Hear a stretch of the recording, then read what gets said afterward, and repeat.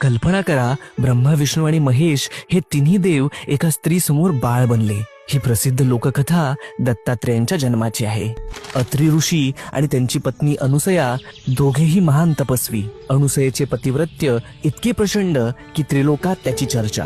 एकदा नारद मुनींनी त्रिलोकी फिरत असताना देवलोकांमध्ये अनुसयेच्या पतिव्रत्याची खूप स्तुती केली. ती स्तुती ऐकून देवी सरस्वती, लक्ष्मी आणि पार्वती यांना मत्सर वाटू लागला.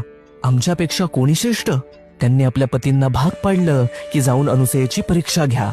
ब्रह्मा, विष्णू आणि शिव साधू वेशात अत्री आश्रमात आले. साधूंनी अनुसयेला म्हटलं, आम्हाला भूक लागली आहे, पण एक अट, तुम्ही निर्वस्त्र होऊन आम्हाला अन्नदान करा. यांची अपेक्षा मान्य करावी तर आपल्या पातिव्रत्य धर्माला बाधक होईल, आणि जर ती अमान्य करावी तर भुकेले अतिथी घरातून निघून जातील. करावे तरी काय? तेव्हा तिने कमंडलूतील गंगोदक घेतले आणि त्या तिन्ही अतिथींवर सिंचन केले, आणि अद्भुत, त्या क्षणी त्रिमूर्ती लहान बाळ झाले. अनुसयेने त्यांना आईप्रमाणे कुशीत घेतलं, स्तनपान करवलं आणि पाण्यात झोपवलं. बराच काळ तीनही देव परत न आल्यामुळे तीनही देवी चिंतित झाल्या. झालेला सर्व प्रकार समजताच त्रिदेवी घाबरून धावत आल्या. अनुसयेने दयाळूपणाने सर्वांना मूळ रूप दिलं आणि त्यावर प्रसन्न होऊन त्रिमूर्तींनी वरदान दिलं, अनुसया, आम्ही तिघेही पुत्र म्हणून तुला प्राप्त होऊ. आणि अशा प्रकारे जन्म झाला त्रिगुणात्मक त्रयमूर्ती दत्त भगवान यांचा. श्री गुरुदेव दत्त.